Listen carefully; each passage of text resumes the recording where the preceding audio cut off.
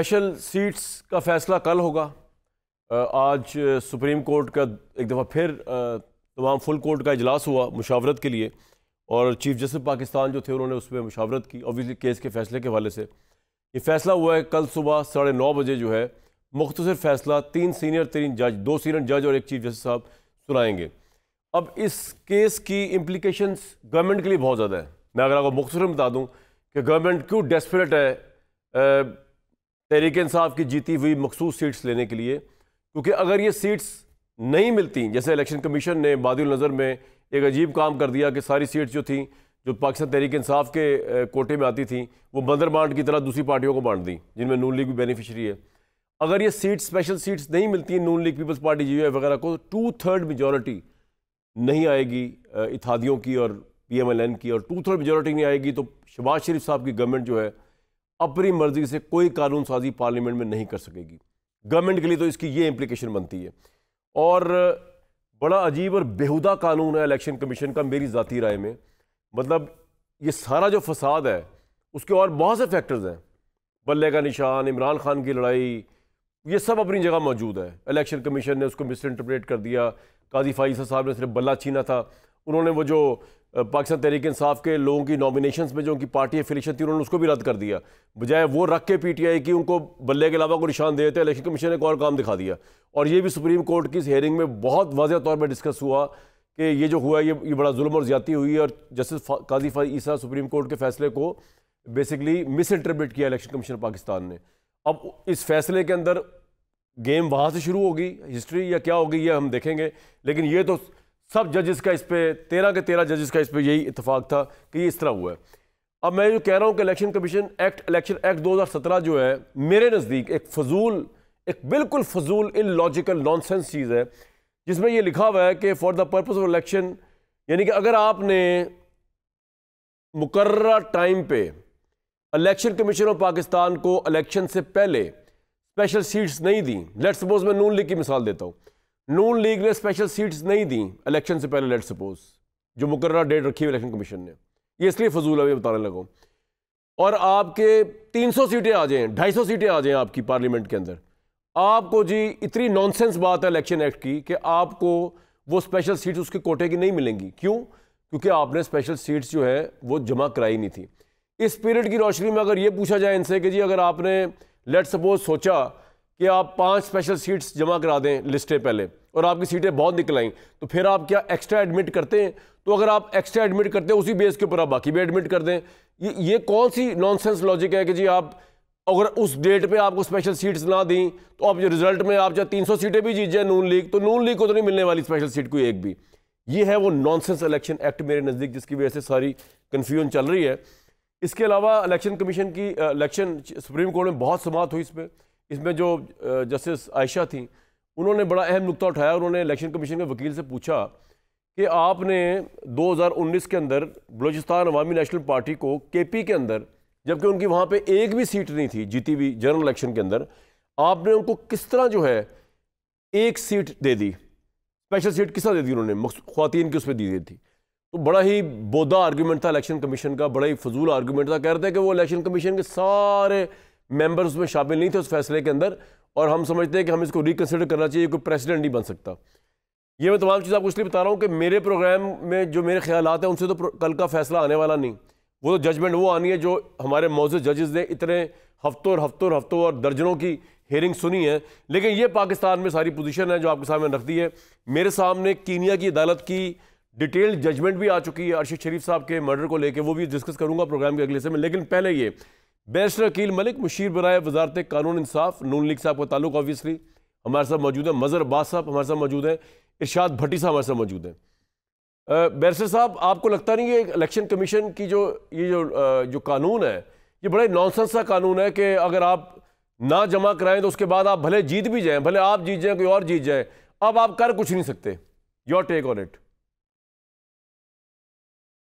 कामरान साहब बहुत बहुत शुक्रिया। सबसे पहले तो मैं आपकी गुफ्तगू सुन रहा था जो आपने इंट्रोडक्शन दिया इस पूरे मसले के ऊपर और पूरी सिचुएशन के ऊपर, जिस पर बहुत ज़्यादा डिलिब्रेशन भी हुई है। देखें, बड़ी वाज़ेह एक कॉन्स्टिट्यूशनल प्रोविज़न है 51 और 106, और उसके साथ इलेक्शन एक्ट। आपने इलेक्शन एक्ट का कहा कि 2017 का जो एक्ट है जब ये 2017 में एक्ट आया था तो इस पर तमाम तर सियासी जमातें मुत्तफिक थीं। किसी एक सियासी जमात ने इस किसी भी मैंने आपको टारगेट नहीं किया, कोई एतराज नहीं वकील साहब, उठाया। मैंने आपको टारगेट नहीं किया। मैं ये कह रहा हूं अगर सारी सियासी जमातें मौजूद थी, मेरा पॉइंट ऑफ व्यू मैं वैसे एक बात कर रहा हूं कि अगर किसी सियासी जमात, देखे ना, as law makers, as legislators, वो तमाम तर जमातें मौजूद थी 2017 की असम्बली में। तो 2017 की असम्बली ने मुत्तफिका तौर पे इसको आप आर्टिकल 51 का बता रहे थे मुझे कि उसमें लिखा हुआ कौमी असम्बली चैलेंज किया। जी प्लीज आप वहां से शुरू करें। मैं उसमें जी देखिए, वहां से मैं शुरू करता हूं। सुन्नी इत्तेहाद काउंसिल अपील लेके गई है सुप्रीम कोर्ट ऑफ पाकिस्तान के सामने, और वो कहते हैं कि ये सीटें हमारा हक है, हमें दे दी जाएं। हालांकि सुप्रीम कोर्ट में ये सवाल भी आया कि क्या आया आपने इलेक्शन कंटेस्ट किया। एक पॉलिटिकल पार्टी की बात होती है ना, ये कहा जाता है कि किसी आइन में नहीं लिखा हुआ कि पॉलिटिकल पार्टी की क्या है। इलेक्शन एक्ट 2017 उठा के देख लें, वहां पे उसकी तशरीह हुई है। मैं आपसे एक सवाल पूछ रहा हूं, आपने बड़ा अच्छा पॉइंट उठाया, इलेक्शन कंटेस्ट, बिल्कुल ठीक, आपने एक पॉइंट उठाया कि आर्टिकल 51 जो है उसमें लिखा हुआ है कि कौमी असेंबली की सीटें जो है 336 अरकान में मुश्तमिल होंगी। तो ये असेंबली की जो तादाद है पूरी करना, ये भी काम है इलेक्शन कमीशन, ये आप यही कह रहे हैं ना आप सर? ये आपने काम है। तो इसलिए आपको एक नुक्ता और भी, एक मिनट, मैं पहले इसको क्लियर कर लूं, पूछ लूं आपसे। इसलिए आपने कहा कि क्योंकि पीटीआई तो खैर एक जमात के तौर पे खड़ी नहीं हुई थी, तो उनकी स्पेशल सीट जो है वो आपको दे दी जाए, यही बात है। फिर पॉइंट उठाऊंगा मैं, आप यही कह रहे हैं ताकि 335 के ऐवान की आर्टिकल 51 की रिक्वायरमेंट पूरी हो जाए, यही कह रहे हैं ना आप, if I am not wrong? बिल्कुल, इस पे प्रोपोर्शनल रिप्रेजेंटेशन की ऊपर डिसाइड होना है। आगे होगा। अब आ गया मुतनासिब। तो सर मुझे एक बात बताए ना, मुतनासिब नुमाइंदगी का आर्टिकल 51 आपने पढ़ा, उससे अगला पेज जब मैं दस्तूर का उठाता हूं तो उसके अंदर लिखा हुआ है कि जी कानून के मुताबिक बजरिया मुतनासिब नुमाइंदगी के निज़ाम के बुनियाद पर ये सीटें दी जाएंगी। तो आपकी जितनी सीटें बनती हैं 50 प्लस आपकी जो सीट्स थी, भले आपकी 90 हो 100 हो, कानून दस्तूर ये भी तो कह रहा है ना कि आपको उतनी ही सीटें मिलेंगी स्पेशल जितनी कि आपकी जनरल इलेक्शन में सीटें उसकी मुतनासिब नुमाइंदगी के हिसाब से। तो फिर अगर आप यूं पकड़ते हैं तो यूं गलत हो जाता है, यूं होता तो यूं गलत हो जाता है। फरमाएं। आपका बिल्कुल वैलिड और दुरुस्त पॉइंट है, और मूट पॉइंट ही ये सुप्रीम कोर्ट के सामने ये है कि जब एक ग्रे एरिया है, जब एक अभाम पाया जाता है, अगर वो तनासब के तौर पे होगा और प्रोपोर्शनल रिप्रेजेंटेशन पे होगा। कामरान साहब, बात ये है कि एक सियासी जमात जिसने कंटेस्ट नहीं किया, जिसका अपना चेयरमैन कंटेस्ट नहीं करता, दूसरी सियासी जमात आके, मेरी सुन ले अर्जी छोटी सी, मैं आपकी बात सुन रहा हूं, उसमें दूसरी सियासी जमात आके बहुत लेट आके पार्टी बनती है कमल शोजब साहिबा के थ्रू, और उनसे सवाल किया जाता है कि ये अगर सीटें सुन्नी इत्तेहाद काउंसिल को दे दी जाए तो फिर ये कमल शोजब साहिबा जो पीटीआई की अपील लेके आई है, ये कहाँ जाएंगी? तो उन्होंने कहा ये सुन्नी इत्तेहाद काउंसिल में चली जाएगी। इतना फ्लॉड लीगल आर्ग्यूमेंट ये इन्होंने प्रेजेंट किया सुप्रीम कोर्ट में। जहां पे बाप पार्टी की बात की, वहां पे केपी में उन्होंने कंटेस्ट किया था। दे वर अ पॉलिटिकल पार्टी जिसने कंटेस्ट किया है। अकील साहब मुझे एक बात बताइए, अगर आपको मैं इधर प्लीज रोकूं एक लम्हे के लिए आपको मैं रोकूं, पॉइंट ये है जी बिल्कुल कि इसी सुप्रीम कोर्ट की हेयरिंग में मौजूद जजेस ने तमाम पूरे के पूरा बेंच इस बात पर मुत्तफिक है, बाकी चीजों मुत्तफिक हो या ना हो, कि जो चीफ जस्टिस ने बल्ले का निशान वापस लिया था जिस बेंच ने तहरीक इंसाफ से, उस फैसले को इलेक्शन कमीशन ने इतना गलत इंटरप्रेट किया, मतलब मैं तो कहूँगा मुजरिमाना तौर पे इंटरप्रेट किया, क्योंकि चीफ जस्टिस और उस फैसले का मंशा ये नहीं था कि जो नॉमिनेशन जिसके ऊपर इलेक्शन ये जा रहे हैं, सुरमान अकरम राजा वगैरह जिन्होंने पीटीआई की अपनी एफिलिएशन दी हुई है, उस एफिलिएशन को कैंसिल करके उनको एज आज़ाद उम्मीदवार ले आया जाए, ये मतलब नहीं था। वो भले उनको बैंगन का निशान दे देते, भले उनको तबले का निशान दे देते, सारंगी दे देते, घोड़ा दे देते, गधा दे, जो भी दे देते, लेकिन इलेक्शन कमीशन का ना ये इख्तियार था, और इलेक्शन कमीशन अपने हाथ से, ये मैं नहीं कह रहा, ये सुप्रीम कोर्ट के तमाम मौजूद जज। तो अगर देखा जाए तो फिर मामला तो यहाँ से खराब हुआ। उसके बाद अब ये जिनके आप नाम ले रहे हैं, इनसे खैर मैं इंप्रेस तो नहीं हूँ, जो कमल शवल आप जो नाम आपने अभी लिए हैं, ऑब्वियसली इनके अपने आइडियाज़ हैं, मेरे अपने आइडियाज़, लेकिन अब ये करें तो और क्या करें और क्या ना करें, आप बताए ना मुझे। जब इलेक्शन कमीशन ही तलवार उठा के लोगों के सर कलम कर दे, सुप्रीम कोर्ट का भी फैसला उड़ा के आपने दुरुस्त कहा कामरान साहब, बिल्कुल दुरुस्त कहा आपने कि तमाम तर सुप्रीम कोर्ट के जजेस की ऑब्जर्वेशन थी कि हमारे फैसले को शायद मिस इंटरप्रेट कर दिया गया है। लेकिन उसके बाद ये भी आया कि क्या ऐसे फैसले को किसी फोरम पे हमें चैलेंज किया गया है? हमारे फैसले की रोशनी में अगर गलत इंटरप्रिटेशन होगी है तो वो जो अगर उन्होंने निशान ले लिया था तो उसके खिलाफ फिर बताया आपने, कोई आए किसी रिव्यू में आए या इंटर पार्टी इलेक्शन जब कलअदम करार दिए तो क्या आप रिव्यू उठा के हमारे पास लेके आए? ये भी तो पॉइंट वैलिड। अच्छा, आप एक बात बताइए, इससे पहले मैं आगे जाऊं, वहां पे खामोशी थी। आप क्या एक्सपेक्ट करते हैं अकील भाई, आप क्या एक्सपेक्ट करते हैं कल का फैसला? वैसे गैस वर्क पूछ रहा हूँ। देखें कानून का अदना सा तालिब इल्म होने के नाते ये बेंच ऐसा है, 13 मेंबर का बेंच है कामरान साहब। ये बिल्कुल 13 नील का फैसला आएगा, 7-6 का फैसला आएगा। गैस वर्क है और लेटर नोट। देखिए मेरे से गैस वर्क ना कराएं आप बराए मेहरबानी, क्योंकि अब सुबह कुछ ही घंटे रह गए हैं, ये अनाउंसमेंट होनी है। मैं समझता हूं कि आइन और कानून के मुताबिक इलेक्शन एक्ट, इलेक्शन रूल्स और कॉन्स्टिट्यूशन ऑफ पाकिस्तान जितना मैंने देखा है उसके मेरी नजर में तो ये फैसला यही आएगा। नहीं, मेरे ख्याल से ये फैसला यही आएगा कि आपकी सीटें नहीं तब भी आपको दे दी जाए, कुछ सीटें नहीं, ये फैसला ये आएगा। मैं इस पे कमेंट नहीं कर सकता कि ये हमें मिलेंगी या नहीं मिलेंगी, लेकिन उनको जरूर नहीं मिलेंगी। ठीक है, उनको नहीं मिलने वाली ना पीटीआई को ना ये आपका आ गया बेसिक भट्टी साहब, आपका क्या ख्याल है? आपने प्रोसीडिंग सुनी है, आपका क्या हंच कहता है फैसला क्या आ सकता है? हम गैस वर्क कर रहे हैं, ऑब्वियसली हमारे पास तो सुप्रीम कोर्ट की खुदा ना खासा एक्सेस थोड़ी इस तरह। देखिए, पहली बात तो ये कामरान भाई के जैसे कि आपने इंट्रो में भी कहा कि ये सारा जो कन्फ्यूजन है, ये सारी जो मैस मचा हुआ है, ये सारा जो वक्त ज़ाया हो रहा है मुल्क का भी, कौम का भी, सुप्रीम कोर्ट का भी, और ये जो सारा पैसा ज़ाया हो रहा है, इसकी वजह है फ़ाइज़ ईसा काजी साहब के 3 रुकनी बेंच के सियातरीन फ़ैसले का, जो उन्होंने टेक्निकली बल्ला छीना और टेक्निकली नॉकआउट कर दिया पाकिस्तान तरीके इंसाफ को इलेक्शन से। और इस फैसले ने इलेक्शन की शफाफ इलेक्शन का जनाजा पढ़ा दिया, वोट की इज़्ज़त का जनाजा पढ़ा दिया, और इस इलेक्शन ने एक बड़ी पार्टी को बिल्कुल ही इलेक्शन से आउट कर दिया, और जिसका इस 13 रुकनी समात के दौरान बार बार जिक्र होता रहा और फ़ाइज़ ईसा काजी साहब बार बार सफाइयाँ देते रहे। अब 2 पॉइंट्स बड़े इंपॉर्टेंट इसमें उठे। एक कि क्या फ़ैसला गलत था, उसमें जजेस कह रहे हैं, जस्टिस मुनीब का हमारे सामने है कि एक सीरीज़ ऑफ गलतियां हुई और उसकी इब्तदा हमारे पास से कल का क्या आप देखते हैं? किस तरह जाता नजर आ रहा है? सर मुझे मैं अभी बताता हूँ, अभी इस नजूमीपन पे भी आता हूँ, पहले ये सुन लीजिएगा कि दूसरा जस्टिस अतरम मिनल्ला साहब का, जिन्होंने बड़े वैलिड पॉइंट्स उठाए। ठीक है, अब मुझे बताइएगा, पहला तो ये है कि सुप्रीम कोर्ट का फैसला गलत था। दूसरा ये है कि सुप्रीम कोर्ट के अगर फैसले गलत की तशरीह गलत हुई तो इसका मतलब गलत हुई है। सारे बेंच ने ये कहा है, मौजूद तशरीह कर दूं आपकी तशरीह इलेक्शन कमीशन ने गलत की है। जब अब नहीं सुनिएगा, सुन लीजिए ना, 1 मिनट के लिए सुन लीजिएगा, मुझे आर्ग्यूमेंट डेवलप कर लेना। पहली बात है कि फैसला गलत, दूसरा बात है फैसले की तशरीह गलत, और चीफ जस्टिस साहब को यहाँ तक कहना पड़ गया कि सुप्रीम कोर्ट का काम इंसाफ फराम करना नहीं, आइन की पैरवी करना है। भाई कौन सी अदलिया है जो जब इंसाफ देने लगे तो आइन रुकावट बन जाता है? कौन सा जज है जो इंसाफ देना चाहे तो आइन रोकता है? और दूसरी बात है, जब तशरीह गलत हो रही थी तो आप उस वक़्त कहाँ थे? तो अब ये, और फिर तीसरा, इन सारों को मैं सलाम पेश करता हूँ कि बकौल जवेद लतीफ़ साहब जो कहते हैं खैरात में हमें हुकूमत मिली, ये खैरात में सीटें लेने पहुँच गए। यानी इनकी मैं हिम्मत को दाद देता हूँ, सब्र और हौसले को दाद देता हूँ कि ये जो तरीके इंसाफ की नशिस्तें हैं ये हमें दे दीजिए। और इसका हाल ये है कि खैबर जी वो भी ले लें। क्या चीज़ है जो अभी रुकी हुई है मेजॉरिटी के बगैर जो उन्होंने करनी है? हमारा हद के इज़्ज़त कानून बन गया, इलेक्शन आर्डीनेंस आ गया, और इसके अलावा टेलीफोन टेपिंग आ गया। बाकी और क्या चाहिए जो इन्होंने करना है? एक मुद्दत मुलाजमत बढ़ानी है तो वो भी कोई उसका जुगाड़ लगा लें। अब ये खैबर पख्तूनख्वा असम्बली और मखसूस नशिस्तें, सिर्फ सुन लीजिएगा, JUI की 7 नशिस्तें हैं, इन्हें मखसूस नशिस्तें मिलेंगी 10, अगर ये फैसला आ जाता है कल कि हुकूमत को मिलेंगी। PP को की 4 नशिस्तें, इनको मिलेंगी 6, मुस्लिम लीग की 6 और इनको मिलेंगी 8।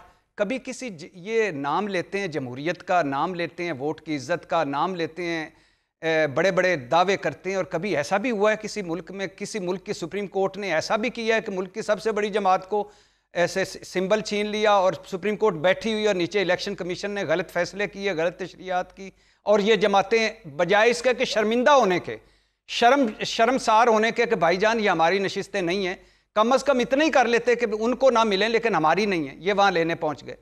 अब 2 मुशावरतें हो चुकी हैं सुप्रीम कोर्ट में। मुझे समझ नहीं आती कि पहले दिन क्यों नहीं मुख्तर फैसला सुनाया गया, दूसरे दिन क्यों नहीं। अब मुशावरतें इस पे हो चुकी हैं, अब फैसला जो भी आएगा उस पर बात करेंगे। लेकिन फैसला मेरे ख्याल से ये आना चाहिए कि ना सिर्फ नशिस्तें वापस मिलनी चाहिए, ना सिर्फ इलेक्शन कमीशन को गलत तशरीह पर सजा मिलनी चाहिए, बल्कि बल्ले वाले फैसले पर भी सुप्रीम कोर्ट को रिमार्क्स देने चाहिए कि ये क्या हुआ। लेकिन इसमें ये है ना कि अगर और पाकिस्तान तहरीक इंसाफ आज़ाद हैसियत में आई नहीं तो फिर किस बुनियाद के ऊपर जो है वो उसको स्पेशल सीट्स दिए, ये दूसरी पार्टी का मौक़िफ़ है। लेकिन ये बात भी सही है कि फिर इनका तो बनता ही नहीं। एक ब्रेक अगर मैं ले लूँ और क्विकली ब्रेक का मदर बास साहब बैरिस्टर साहब भी होंगे, हमें ज़रा बता सकेंगे इस मामले में कि मदर साहब क्या राय रखते हो। बैरिस्टर अकील साहब ज़रूर आप जो भट्टी साहब ने फरमाया है उसको रिस्पॉन्ड कीजिएगा कि आपने जिस तरह वोट की इज्जत की धज्जियाँ उड़ा दी हैं। बैरिस्टर अकील साहब के प्राइम मिनिस्टर ने सारा टाइम ले लिया, लेकिन हम क्विकली चलने की कोशिश करेंगे। मदर साहब, कल आप किस तरफ जाता देख रहे हैं फैसला और क्यों? देखिए कामरान, एक तो ये कि कल बहुत ही इम्पोर्टेंट दिन है इस लिहाज से कि ये मेक और ब्रेक होगा। ये फ़ैसला जुडिशरी के लिए, ये फ़ैसला तहरीक इंसाफ के लिए और ये फ़ैसला ख़ुद हुकूमत के लिए। जो भी डिसीजन होगा ज़ाहिर है कहीं ना कहीं किसी को ग्रीवेंसेस होगी, कोई हर्ट होगा और कोई सेलिब्रेट करेगा, ये तो बात तय है। असल चीज़ ये है कि इसके जो इम्प्लिकेशंस हैं, इसके फॉल आउट्स हैं, वो बहुत ज़्यादा होंगे। बज़ाहिर ये लग रहा है, मसलन ज़ाहिर है हम में से कोई भी ना प्रेडिक्ट कर सकता है और ना करना चाहिए। लेकिन अंदाज़ा ये होता है कि इलेक्शन कमीशन के हवाले से ज़रूर बड़ी स्ट्रॉन्ग जो है वो रिजर्वेशंस आ सकती हैं, स्ट्रॉन्ग व्यूज़ आ सकते हैं। और देखिए, अगर जिस तरह अभी बैरिस्टर साहब कह रहे थे कि अगर जिनको सीट्स मिल गई हैं उनकी जगह उनकी सीट्स ले भी ली जाती हैं और इनको सीट नहीं दी जाती, तो क्या हम ये अगले 5 साल इनकम्प्लीट हाउस देखेंगे? ये भी एक बड़ा क्रूशल क्वेश्चन है कि आप 5 साल के लिए इनकम्प्लीट हाउस कैसे? अभी तो खैबर पख्तूनख्वा की नुमाइंदगी ही नहीं है सेनेट में। तो मेरा ख्याल है ये जो 2 दिन में मुशावरत हुई है, ऐन मुमकिन है कि कोई कंसेंसस बनाने की कोशिश की गई हो, कोई आपस में सुप्रीम कोर्ट के जजेस दें वो हो। लेकिन बज़ाहिर ये लग रहा है कि एक स्प्लिट मैंडेट होगा। अब स्प्लिट मैंडेट किसके हक में जाएगा, किसके नहीं, ज़ाहिर है। आपको कितना % चांस लगता है, आपको जिसके साथ, क्या आपको 0% चांस लगता है कि किसी भी लिहाज से ये पॉसिबल ही नहीं कि सुप्रीम कोर्ट ऑफ पाकिस्तान किसी और की सीटें जो है वो नून लीग और पीपल्स पार्टी को बांट दे? नंबर 1 मेरा सवाल तो ये, आपको इम्पॉसिबल लगता है ये होना कानूनी तौर पे? नहीं, मुझे नहीं लगता ये सीटें उनको जाएंगी। यानी आपको इम्पॉसिबल लगता है कि इनको चली जाएंगी? मुझे लगता है या तो ये, मुझे बहुत ऐसा इम्कान, तकरीबन मेजॉरिटी व्यू मुझे इसके खिलाफ लगते हैं कि ये अगर इनको नहीं मिले तो उनको मिल जाए। मेजॉरिटी व्यू आपको लगता है मेजॉरिटी व्यू ये है कि नून लीग वगैरह वालों को इनकी सीटें नहीं मिलेंगी? पहला हिस्सा ये सवाल का, आपको ये लगता है मेजॉरिटी? जी बिल्कुल। अच्छा, अब दूसरा आप बताइए कि आपकी क्या की सीटें, आप समझ गया सर मैं। अब ये बताइए कि बदर साहब कि फिर कितना % चांस है आपके नज़दीक ये सीटें जो है तहरीक इंसाफ को दे दी जाएंगी आपके नज़दीक?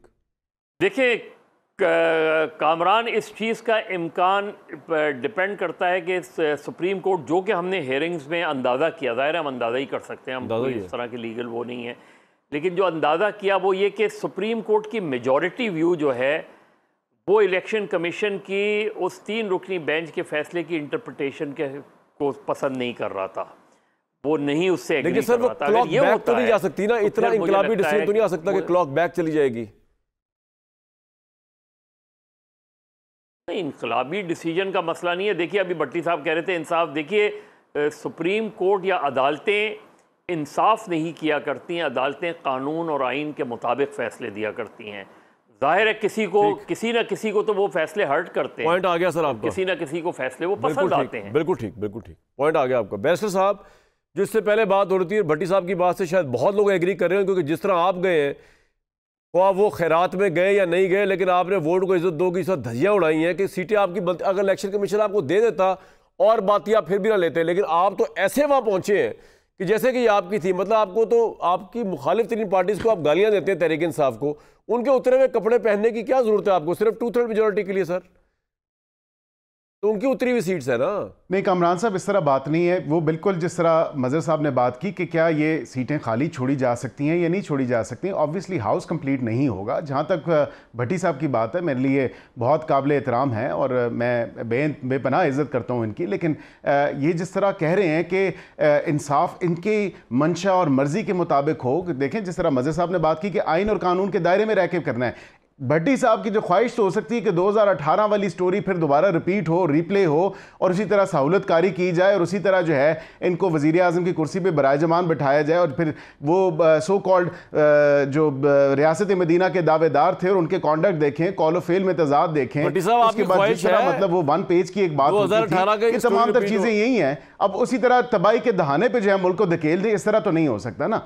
ठीक है भट्टी साहब, आपकी ख्वाहिश ये है 2018 को रिपीट किया जाए? जी मेरी ख्वाहिश थी, तभी तो पूरी हुई है कि प्रोजेक्ट नवाज शरीफ लॉन्च हुआ, तभी तो मेरी ख्वाहिश हुई है कि पूरी हुई है कि शहबाज शरीफ अकलियत में होकर वज़ीर आज़म बन गए। सर मैंने 2018 की बात की, प्रोजेक्ट इमरान खान कहते आप रुक गए हैं। फॉर्म 47 आ गया। मेरे भाई बात सुन लें, मैंने आपके दरमियान नहीं बोला, बात सुन लें। आप मेरे ख्याल से तो अपनी जी सर मैं सुन रहा हूँ सर। मेरी ख्वाहिश पूरी हुई है, कदम कदम पर मेरी ख्वाहिश पूरी हो रही है कि अब आप ये बताएं कि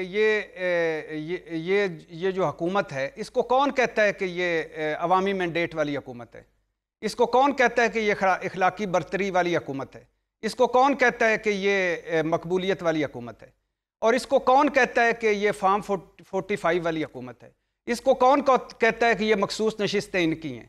तो प्रोजेक्ट इमरान खान से निकलें, प्रोजेक्ट नवाज शरीफ लॉन्च हो चुका है और तमाम लवाजमात वही हैं जो प्रोजेक्ट इमरान खान के साथ थे। तो वो किधर है नवाज शरीफ साहब, जो नवाज दो नवाज शरीफ, तरक्की खुशहाली नवाज शरीफ, वो हमारे कायद किधर हैं? हम रुल रहे हैं। हमने उनको सिर्फ 2 जुमले, हमने उनको क्या कुछ नहीं दिया।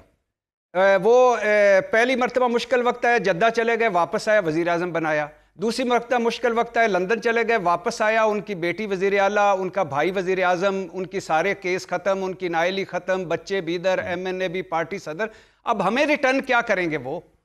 मेरी ख्वाहिश तो कदम कदम पे पूरी हो रही है और मेरी ख्वाहिश दुख उस वक्त शामिल हो जाता है जब नवाज शरीफ साहब जो हमारे साथ वादे करके गए थे वोट की इज्जत का, वो इतना भी नहीं कहते अपनी जमातों को, भाई उनको मिलती है, नहीं मिलती, आप ना लें। ठीक है भाई, आप ना लें अकील भाई, आप ना लें अकील साहब, आप ना लें, आप ना। हाउस को तो देखें ना, इनकम्प्लीट नहीं छोड़ा जा सकता। जो बात की बिल्कुल KP के हवाले से, मैं मज़र साहब की भी ऑब्वियसली उस बात को टू सर्टेन एक्सटेंट बिल्कुल नहीं, मज़र साहब को आप गलत समझे मेरे ख्याल से। मज़र साहब ने कहा किसी भी लिहाज से बहुत कम चांस है, हो ही नहीं सकता आपको सीटें मिल जाएंगी। तीन फाउंडेशन है। मैं नवाज शरीफ साहब के ऊपर भी आपको बताता हूं, मैं असिस्ट करता हूं आपको, लेकिन 3 जो चीजें हैं, 106 जो आर्टिकल है कॉन्स्टिट्यूशन ऑफ पाकिस्तान का, उसमें लिखा है कि general seats, reserve seats for खवातीन और उसके साथ माइनॉरिटी की सीट। मुझे बताएं कि जो 4 सीटें KP असेंबली में माइनॉरिटी की हैं, तो मेरे भाई दस्तूर में ये भी लिखा है ना, मुतनासिब नुमाइंदगी से मिलेंगी आपको ना,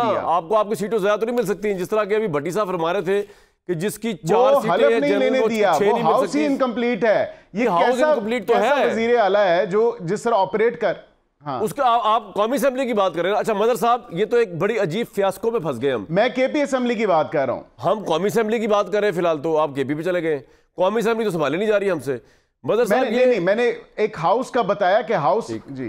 मदर साहब, कितना बड़ा सेटबैक होगा हुकूमत के लिए अगर उसको कल शिकस्त होती है? क्या वो आपके जेहन में, इनके जेहन में कोई बहुत बड़ी बड़ी कानून साजियां थी जो नहीं हो सकेंगी क्योंकि 2/3 इनके पास नहीं रहेगी? देखें, अगर हुकूमत डेमोक्रेटिकली सोचे तो मेरा ख्याल है उनका रिएक्शन बहुत कूल होना चाहिए।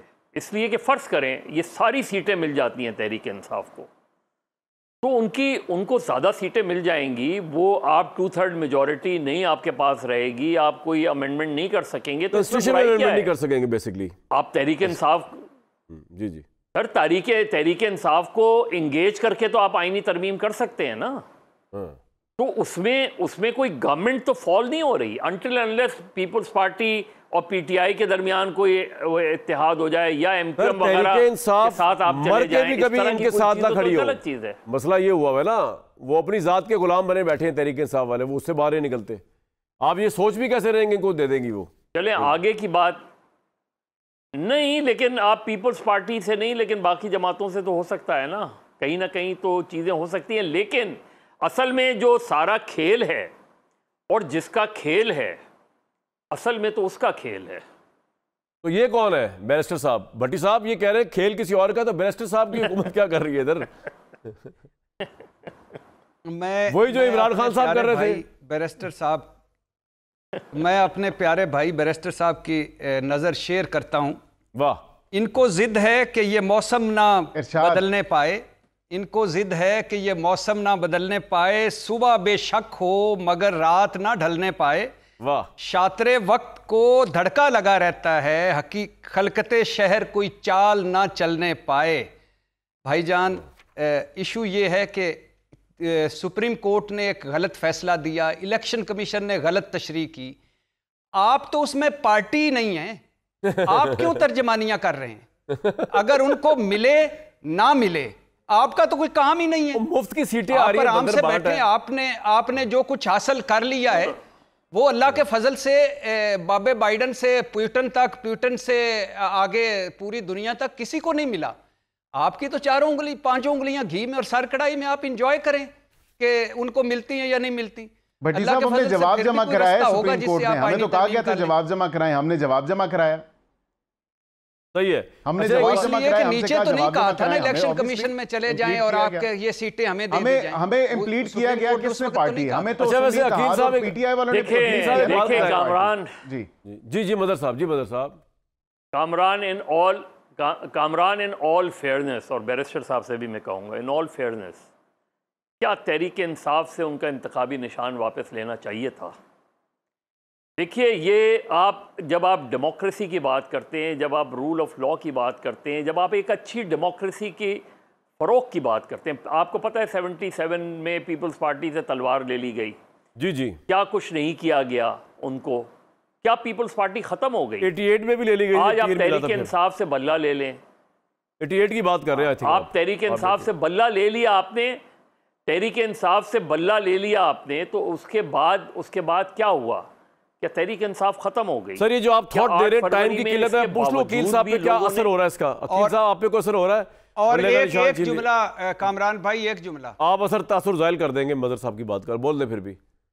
बोले भट्टी साहब। नहीं तासुर नहीं, मैं सिर्फ अपने प्यारे भाई को कहता हूं कि शेर था एक तरफ, शेर को बैंगन ने हराया, कद्दू ने हराया, चिमटे ने हराया, जूते ने हराया, टरबाइन ने हराया।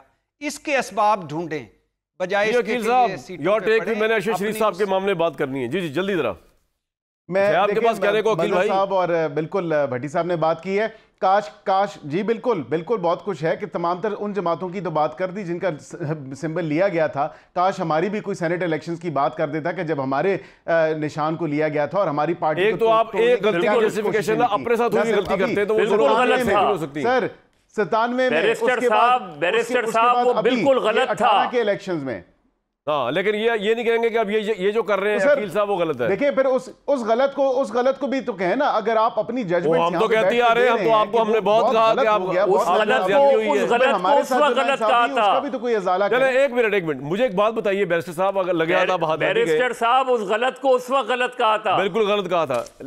हमारे तो कोलीग हमने उस वक्त भी गलत कहा था। अरशद शरीफ साहब, उनकी कीनिया के कोर्ट का वर्डिक्ट मेरे सामने आया और मेरी आंखें खुल गई पढ़ने के बाद। उसमें जिस तरह का इंटरप्रिटेशन सोशल मीडिया पे दी जा रही है इसकी, और इवन पाकिस्तानी मीडिया ने भी चलाया कि कीनियन कोर्ट ने ये चलाया गया, एक मिसकंसेप्शन चलाई गई कि जी कीनियन कोर्ट ने मिस्टेकन आइडेंटिटी को जो है ओवर रूल कर दिया है। उन्होंने कहा मिस्टेकन आइडेंटिटी थी नहीं इस केस के अंदर, और ये केस का मामला कुछ और था। अब मेरे सामने वर्डिक्ट पढ़ा है, मैं आपको थोड़ी सी चीज़ें पढ़ के सुना देता हूँ।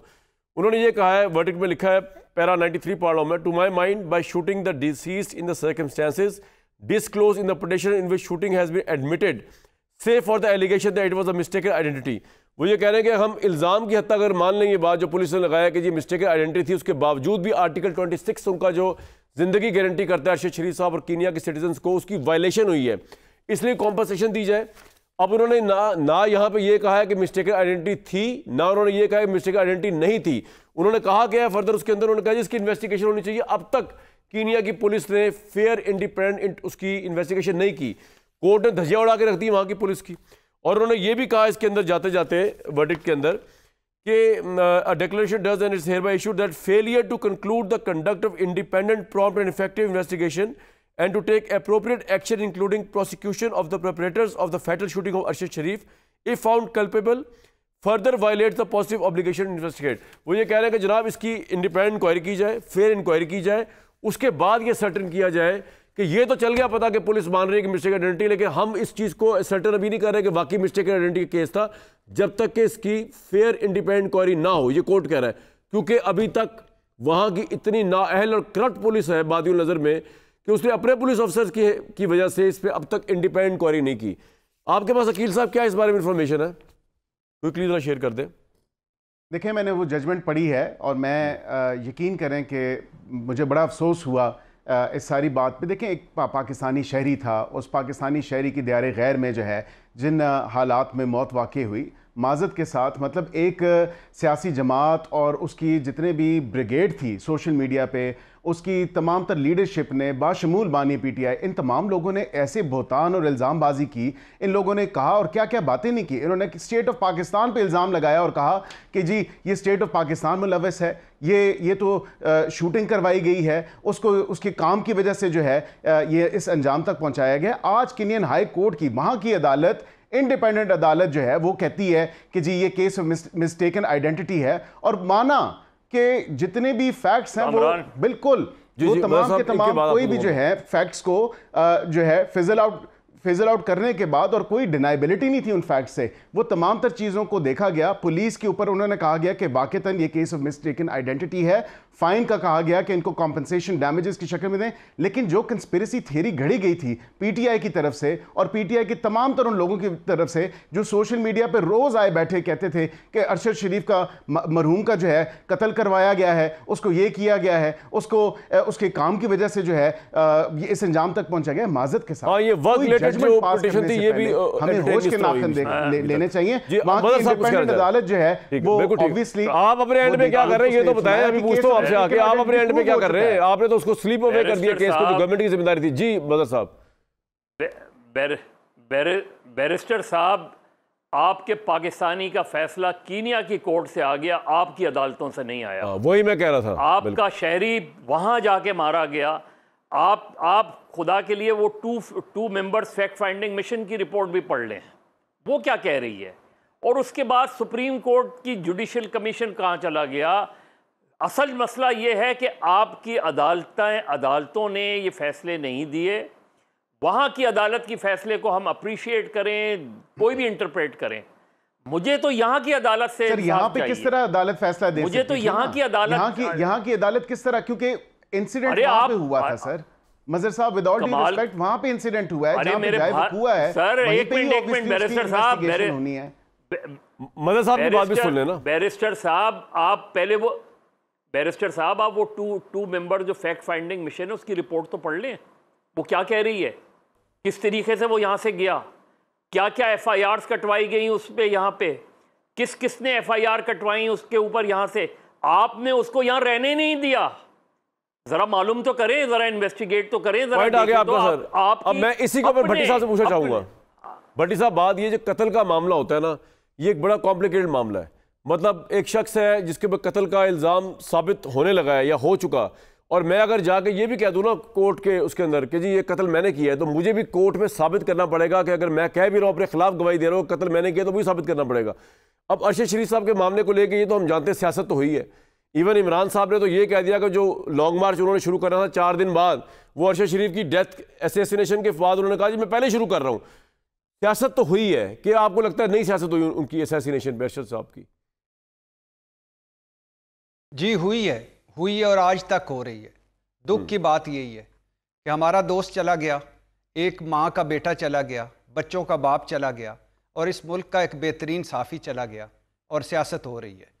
लेकिन इशू ये है कि सुप्रीम कोर्ट ने कहा था कि 3 हिस्से हैं अरशद शरीफ केस के। एक कि यहाँ जो 16 FIR 16 मुकदमे हुए क्यों हुए, दूसरा दुबई से कैसे निकाले गए, तीसरा कीनिया में कैसे कत्ल हो गए या शहीद हो गए। अब उनकी वालदा भी सुप्रीम कोर्ट में जा चुकी हैं। सुप्रीम कोर्ट में फायज ईसा काजी साहब बड़ी तारीखी गलतियां दुरुस्त कर रहे हैं, एक गलती ये भी दुरुस्त करें, उठाएं केस। और इस भुट्टो साहब को तो फेयर ट्रायल नहीं मिला। वक्त की किल्लत है, क्विकली कमिटमेंट ले रही है। अकील साहब आप ब्रेक से पहले जरा वक्त की किल्लत है, अकील साहब आपके पास कुछ है जवाब देने के लिए? डिले इन जस्टिस तो नहीं होना चाहिए ना शरीफ साहब वाले केस में? बिल्कुल, justice delayed is justice denied. और बिल्कुल यहाँ पे अगर वो सुप्रीम कोर्ट में गए हैं तो डेफिनेटली टेकअप होनी चाहिए। जिस तरह देखें, अब मिसाल दी जुल्फिकार अली भुट्टो साहब की, इतने सालों बाद उनको भी बताया गया। मुझे ब्रेक लेने भाई, जुल्फिकार अली भुट्टो की क्या मिसाल दी, दुनिया चले गए, उसके बाद इंसाफ बांटते फिर यहाँ पे अदालतें, इससे क्या फ़र्क पड़ता है? अफसोस ये है कि जी हम आज भी अपने सहाफ़ी के कत्ल के लिए कीनिया की अदालतों की तरफ देख रहे हैं। उन्होंने भी इन्वेस्टिगेशन करके हमें बताना है कि मिस्टेक आइडेंटिटी का मामला था या ये कोई कॉन्स्पिरेसी थी, इनको मैनेज करके कत्ल किया गया। ये अभी सर्टन होना बाकी है। कल का दिन बड़ा अहम है, स्पेशल सीट्स किसको मिलेंगी, हुकूमत 2/3 ले सकेगी कंस्टिट्यूशन तरमीम करने के लिए या नहीं। मुझे दीजिए नेक्स्ट वीक तक के लिए इजाज़त।